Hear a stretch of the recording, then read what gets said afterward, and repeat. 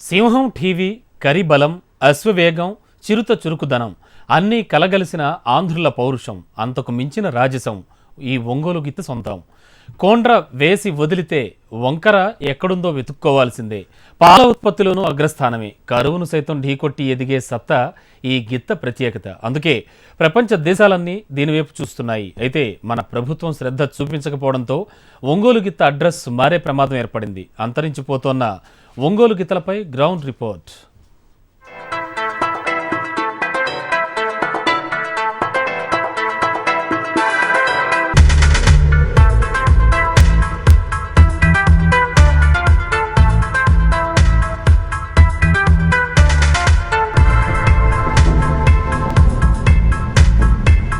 ప్రపంచంలో ఒంగోలుకు పేరుందంటే దానికి కారణం ఈ గిత్తలే.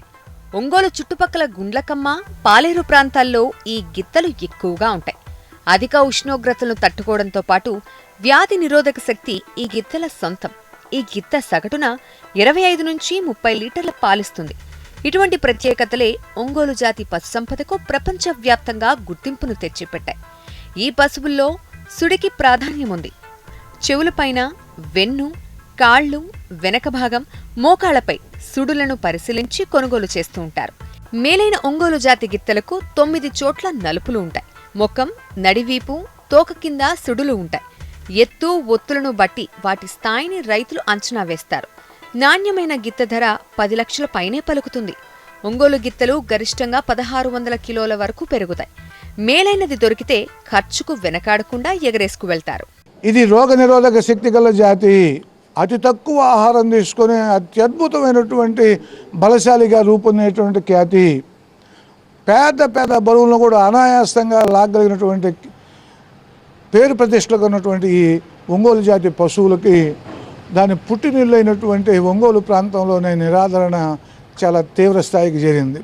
19వ శతాబ్దం ప్రారంభంలో మద్రాసుకు కేవలం పాలన అందించేందుకు ఒంగోలు నుంచి తరచూ 3000 వరకు ఆవుల్ని పంపేవారు. అవి ఒట్టిపోగానే తిరిగి ఒంగోలు ప్రాంతానికి తెచ్చి చూడి కట్టించి ఈనే సమయంలో తిరిగి పంపేవారు.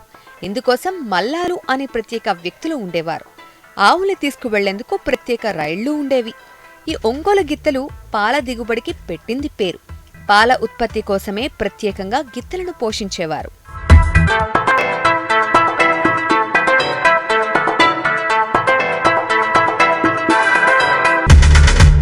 1867లో బ్రిటిష్ పాలనలో సాగు భూముల్లో 30% పశువుల మేత కోసం వదిలేయాలని నిర్ణయించారు. గుంటూరు, నెల్లూరు, ప్రకాశం జిల్లాల్లో ఎద్దులు, కోడెల వృద్ధికి ఈ నిర్ణయం ఎంతగానో దోహదపడింది. ఇక్కడ పెరిగే చెంగాలి గడ్డి మేతగా ఉపయోగపడేది. కాలక్రమంలో మేత బీళ్లు రూపుకోల్పోయాయి. మన ప్రభుత్వాలు వీటి ప్రత్యేకతకు పెద్దగా ప్రాధాన్యమివ్వలేదు. వ్యవసాయంలోనూ ఆధునిక పద్ధతులు రావడంతో వీటిని సాకేవారు తగ్గారు. అలా పుట్టింటిలోనే దీని ప్రభావం తగ్గింది. 1960 అంతకు ముందే ఆ ప్రాంతాల్లో బ్రెజిల్ దేశస్తులు, దక్షిణ అమెరికా దేశస్తులు వచ్చి ఇక్కడ సెలెక్ట్ చేసుకొని ఆ జాతిని కొనుక్కొని పోయి బ్రెజిల్ దేశంలో కోట్లాదిగా ఆ పశు సంపదను అభివృద్ధి చేసుకున్నారు.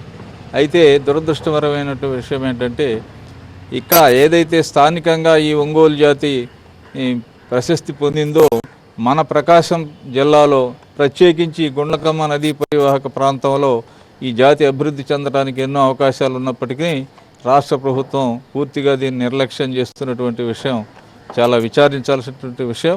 స్వాతంత్ర్యం రాకమునుపే విదేశాలకు ఒంగోలు గిత్తలను తరలించేందుకు ప్రయత్నాలు జరిగాయి. 1961, 62 ప్రాంతంలో మేలైన 107 ఆవులతో పాటు కొన్ని ఎద్దులను బ్రెజిల్ తీసుకువెళ్లారని చెప్తూ ఉంటారు.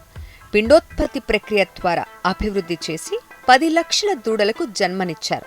ప్రస్తుతం అక్కడ 2.5 కోట్ల జాతి సంపద ఉంది. వీటి ఉత్పత్తుల ద్వారా ఏటా 2500 కోట్ల రూపాయల మేర ఆదాయం ఆ దేశానికి సమకూరుతోంది.